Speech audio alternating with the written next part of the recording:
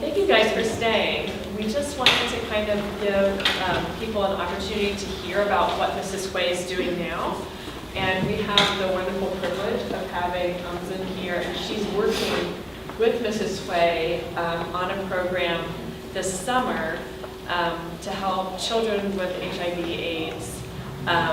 And I'll let her talk to you about that because she speaks much more eloquently about it than I do. So do you want to just start by telling them about your program? Yes, I just want to thank all of you for coming today. It's been, for me, very moving from knowing Mrs. Hui and actually hearing her story, what happened, and then seeing it here and having people to watch it. So I met Mrs. Fancy Hui in 2012 when I was researching HIV in the Asian community, looking at my own country, Vietnam, at the UN volunteer office in Hanoi. And she didn't know who I was, and she travelled 2 hours on a bus, and she didn't know she had HIV. And it was when she went to the hospital to have her son that they found out that she had HIV, and really they quarantined her like she had some kind of contagious disease. Her husband was an intravenous drug user. Her son is HIV negative, and he's about 15 now. And her story is not uncommon of stories of people that have HIV in the Asian community. But when she went back to her community, she was thrown out of her home. Her husband lost her job. She's a tailor. She lost her work. Her mother-in-law owned a little cafe. No one wanted to go because people assumed that if you have HIV, somehow it will jump to the next person. And unfortunately, there's still a lot of ignorance and stigma and discrimination around those that have HIV. And she had no money, and she did just that. She bought some poison, and she was going to do a mass suicide with her family. And she decided to, which is very unusual for a woman who has HIV in the Asian community to come forward, because there's so much more stigmatized than anyone else. She decided to learn about her status, and she went to an HIV group and learned about education around about HIV. She met other people who were living with HIV, and then she decided to tell her own story. And what she did after that was quite unprecedented. She decided to go public about her story, and she didn't know what was going to happen, what kind of backlash, because she already had a backlash from her family and her community. And so when she told her story, she had a very positive impact in the community, and many more people who were living with HIV came forward, and that's when she decided to start the Red Flamboyant project. Hai Phong, where she's from, is the third largest city in Vietnam, and it has the highest rates of HIV. And that's because of the shipping trade and the easy access to drugs. And that's how it's very much of a social disease, surrounded by a lot of shame as well, because you can't tell your story, you can't say why you have HIV, because then that brings shame to the family, and then that discloses the story of HIV in your family as well. And that's one of the important factors around in Asian and living with HIV, because there's just so much shame that surrounds the family, that surrounds the community. What will my family say? What will they say to the community? It's all about saving face. And then when she started the Red Flamboyant project, her goal was to support those living with HIV. The original members have all died of AIDS, and she's really the last remaining member. And this is what they did. They go around home to home. Those that are dying of AIDS, they bury them. They look after their families.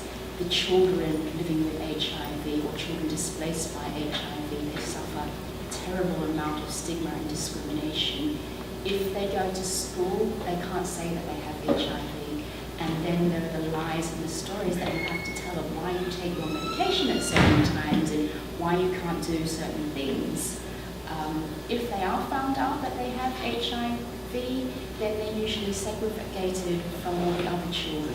It's the parents then that say to the schools, well, we don't want that child at school because then our child might have HIV. And if that child's still at school, then we will take other children. There's a lot of pressure. So a lot of these children drop out of school. They're living in very difficult circumstances because their parents have died of AIDS. It's usually their very elderly grandparents that look after them. And that's very hard for someone who's 75 plus and has no money themselves. They need to look after a child that has HIV. What I've been taken back by meeting Pham Thi Huay is that she's a little bit smaller than me, very petite, very humble, very quiet. You wouldn't assume that she's the most famous HIV advocate in the community, and she's seen as a hero. She became Time Magazine hero because of her story, and it really resonated that by sharing your story normalizes the condition. By meeting the children, I've never seen so many sad children in my life that have just lost their sense of hope and direction, because you can live without food and water for a period of time, but you can't live without hope. For me, it was a very distressing experience meeting those children. So what my organisation does, we support these children living with HIV. She's working in 3 districts at the moment in Haiphong with 1,000 children that have been displaced by HIV. She works with a network all across Vietnam with other HIV groups. Because of her going public, majority, if any company or if anyone wants to learn about HIV, or if any company wants their staff to learn about HIV, she's usually the first person that they call on. This summer, my organisation, Amazin LeThi Foundation, we're launching the first leadership sports academy for children living with HIV in the country. And this is a really important step for these children because, they don't have any hope for the future. Unlike in the West where you can live with support the use of aerial and puppetry part of the revision or? Not originally. I mean, originally when I wrote the play, I basically just put the stage direction that said they fly. Or they fight a big epic battle ensues. And big credit goes to my director and our team to kind of basically figure out how to make that work on stage. And I worked with a really fantastic aerial company called Grounded Aerial. Karen Berman runs it, and I worked with her on a separate project.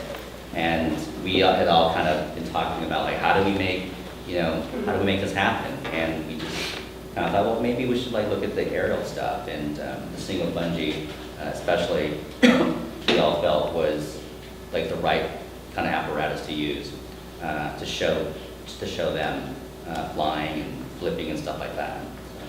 So, do you want to talk more about that stuff? It was hard to figure out on a like really tiny budget how to do it all. And we basically decided, I decided early on that we didn't want the audience at any distance from the story, that we didn't want the audience to be able to say, oh, those people over there in Vietnam, or those mythical people who fly that I can't connect to. So the reason you guys sat on all sides was to break down any walls, any sort of otherness between us and them.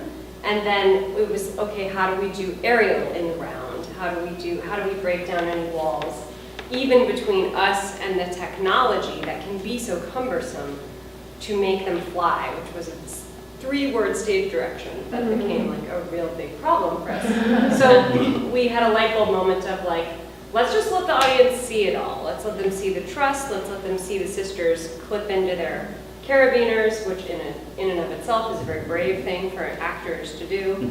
And I don't know, like there are other ways we could do it, and I think we're constantly thinking about how we could improve it, but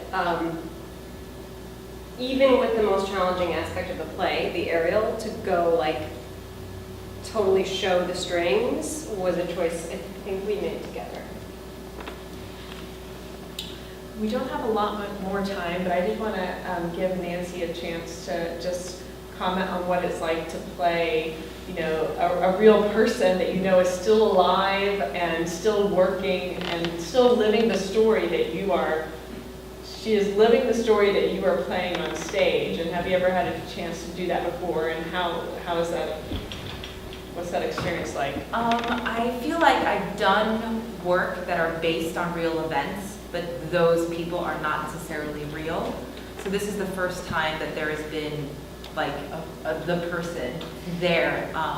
And it was like, in some ways it's really great because it's like, I definitely feel like whenever I'm like having actor problems, I always am like, well, I get very, very grounded by the fact that there is a real person that I am trying to do a service to through telling the story. So if I'm like, oh, my throat is dry, or like, blah, blah, blah, I'm like, but I'm like, okay, those are the things that are true, but like, that's not the reality that I'm focusing on right now.